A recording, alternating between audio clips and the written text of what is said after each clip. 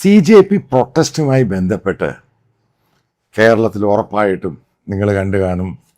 Major Ravi എന്ന് പറയുന്ന കൂതറ രവിയും. നീ ഒരുത്തരാണ് വിശ്വനെ കുഴപ്പമുണ്ടാക്കുന്നത്, ദ്രോഹി. ബക്കച്ചൻ കുറെ നാളായി എന്നെ ടൂതാൻ തുടങ്ങിയിട്ട്. ഈ പേളി മാണി അപ്പോളജൈസ് ചെയ്ത പോലെ മനുഷ്യർക്ക് മാറാൻ പറ്റില്ല ഒന്നുമില്ല. ഈ മേജർ രവി എന്ന് പറഞ്ഞ കൂതറ രവിയെ പറ്റി പറയാതിരിക്കുക നല്ലത്.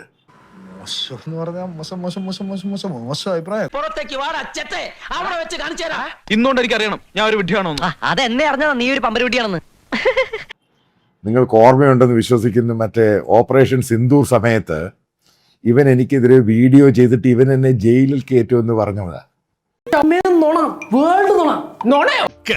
സത്യമാണെങ്കിലും എനിക്ക് അംഗീകരിച്ചു കൊടുക്കാൻ പറ്റുമോ? അന്ന് ഞാൻ അവനെ ചലഞ്ച് ചെയ്ത്, അവനല്ല അവന്റെ അപ്പന്റെ അപ്പൻ.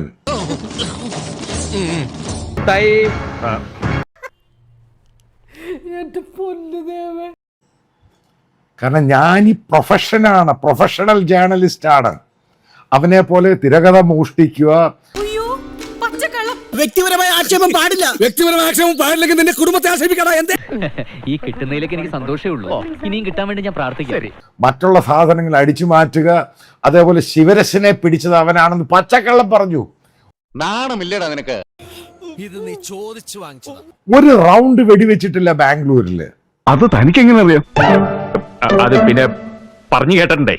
ബാക്കി കാര്യം ഞാൻ പറയേണ്ട ആവശ്യമില്ല. അച്ഛനെ ജീവിക്കാൻ വേണ്ടി നമ്മൾ എന്തെല്ലാം വേഷങ്ങൾ കെട്ടുന്നു. കാരണം അന്ന് അതിനൊക്കെ ശേഷം ഇതുമായി ബന്ധപ്പെട്ട രാധാ വിനോദ് രാജു, ഡി കാർത്തികൻ, അവരൊക്കെയായിരുന്നു SIT ഹെഡ്. ഇവൻ ചുമ്മാ പച്ചക്കള്ളം പറഞ്ഞ കള്ളത്തരങ്ങൾ മാത്രം പറഞ്ഞ് ജീവിക്കുന്ന ഒരു നായിന്റെ മോൻ. അവനോട് പറഞ്ഞേക്ക്, അവനെ എന്റെ കയ്യിലേക്ക് കിട്ടിയ പെട്രോൾ ഒഴിച്ച് കത്തിച്ച ചാരോടുത്തിയ പല്ല് കഴിച്ചളയും. ഈ കുറുപ്പേ മഹാ തൊട്ടിയാ.